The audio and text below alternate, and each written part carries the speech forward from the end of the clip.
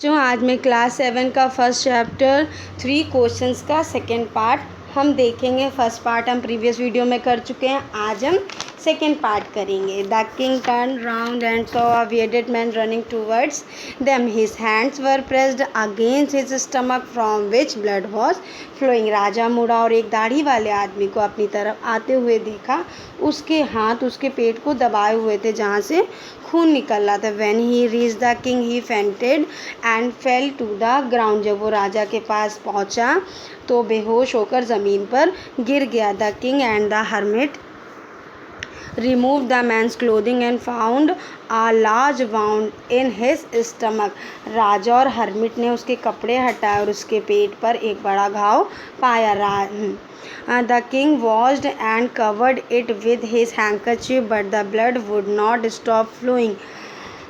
और जब वो राजा उसके घाव की सफाई कर रहा था, उसने क्या किया, उसके घाव पर अपने रुमाल से भी उसको कवर किया, लेकिन उसका ब्लड बहना रुक ही नहीं रहा था। The king redressed and wound until at last the bleeding stopped.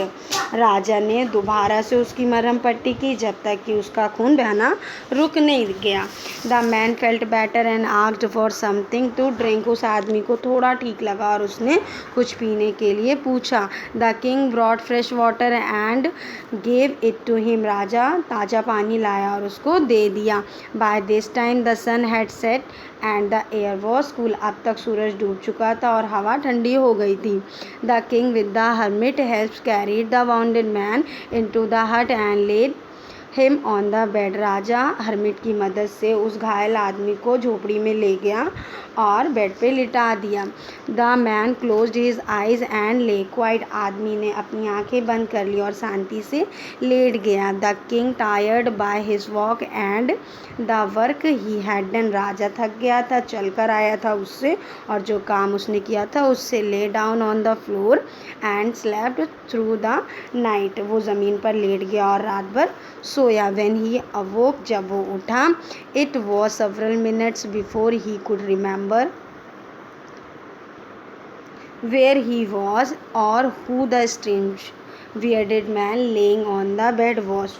वो कुछ याद कर पाता कि वो कहाँ है, या ये विचित्र आदमी जो बिस्तर पर लेटा हुआ था, ये सब कुछ याद ही कर पाता। उससे कुछ मिनट पहले forgive me said the bearded man in a week voice when he saw that the king was awake. मुझे माफ़ कर दो, एक दाढ़ी वाले आदमी ने कमज़ोर आवाज़ में कहा जब उसने देखा राजा जग गया है।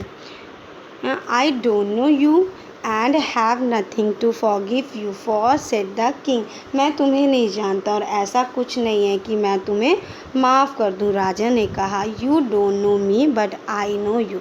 आप मुझे नहीं जानते लेकिन मैं आपको जानता हूँ। I am that enemy of yours who swore revenge on you. मैं आपका वही दुश्मन हूँ जिसने आपसे बदला लेने की शपथ ली है। Because you put my brother to death and seized my property. क्योंकि आपने मेरे भाई को मार दिया और मेरी सारी संपत्ति ले ली। I knew you had gone alone to see that hermit and I made up my mind to kill you on your way home. आप अकेले हर्मिट से मिलने गए, मैंने फैसला किया कि आपको मारूंगा रास्ते में ही जब आप घर लौटेंगे। But the day passed and you did not return. लेकिन दिन गुजर गया और आप वापस नहीं लौटे। So I left my hiding place. इसलिए मैंने अपने छुपने वाले स्थान को छोड़ दिया। And I came upon your bodyguard. और मैं आपके बॉडी गार्ड के हत्थे चढ़ गया। हाँ, who recognised me and wounded me. उसने मुझे पहचान लिया और घायल कर दिया। I escaped from him but I should have died if you had not dressed my wound. मैं उससे बच निकला लेकिन मैं मर गया ही होता अगर आपने मेरे घाव पर पट्टी ना की होती। I wish to kill you and you have saved my life. मैंने आपको मारने की इच्छा रखी और आपने मेरा जीवन बचाया। Now if I live I will serve you and as your most faithful servant and will order my sons to do the same. Forgive me.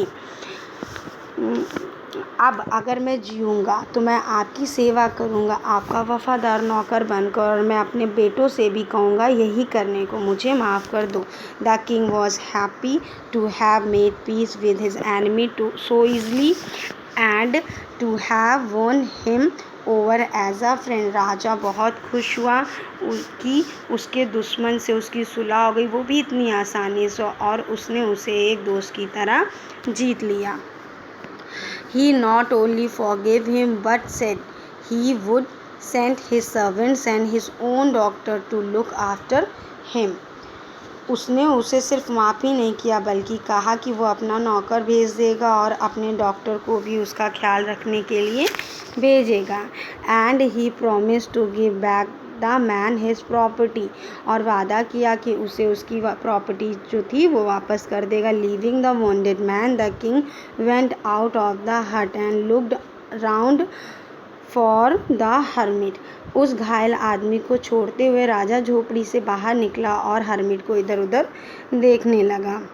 Before going away he wished once more to get answers to his question. राजा ने जाने से पहले एक बार और आशा की अपने सवालों के जवाब जानने की। The hermit was on his knees sowing seeds in the beds that had been dug the day before. Hermit जो था वो अपने घुटनों के बल बीज बो रहा था उसी क्यारियों में जो उसने कल खोदी थी। The king went up to the hermit and said. राजा उसके पास गया और बोला, फॉर द लास्ट टाइम, आखिरी बार, I beg you to answer my questions wise man. मैं आपसे विनती करता हूँ कि अपने सवालों के जवाब के लिए बुद्धिमान आदमी।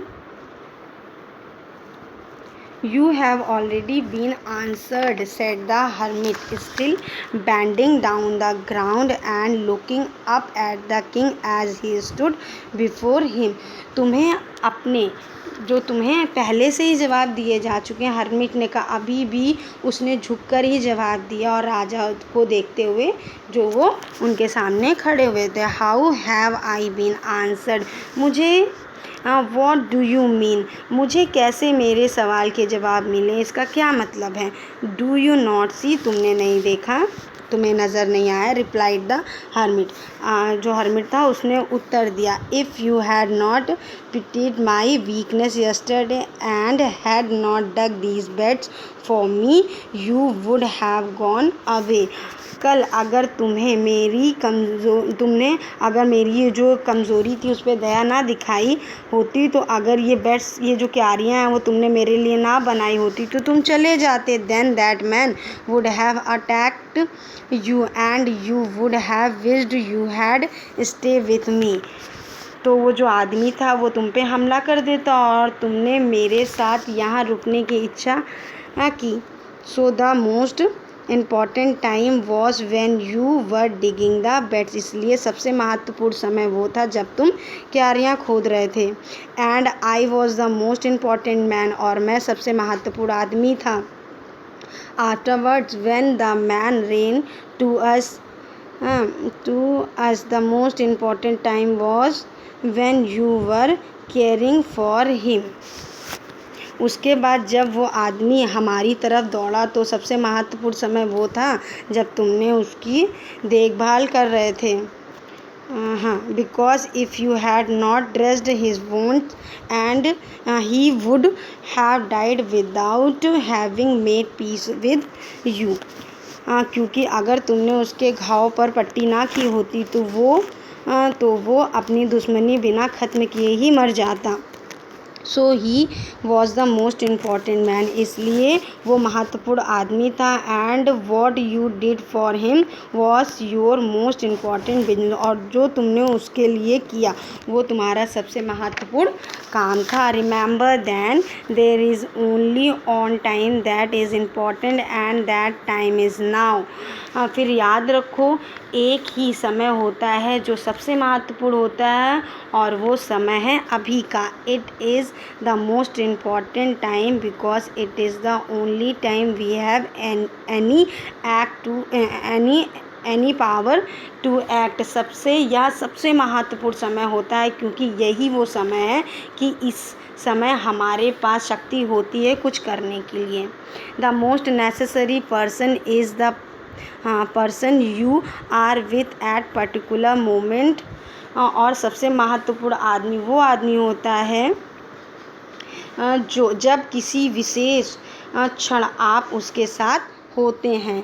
For no one knows what will happen in the future and whether we will meet anyone else, क्योंकि कोई नहीं जानता भविष्य में क्या होगा और आगे चलकर हम किसी से मिलेंगे या नहीं। The most important business is to do the person good, because we were sent into this world for that purpose alone। इसलिए जो तुम्हारे साथ है वो महत्वपूर्ण आदमी है, और सबसे महत्वपूर्ण काम उस आदमी की भलाई करना, क्योंकि इस दुनिया में हम इसी उद्देश्य के लिए भेजे गए हैं। Thank you.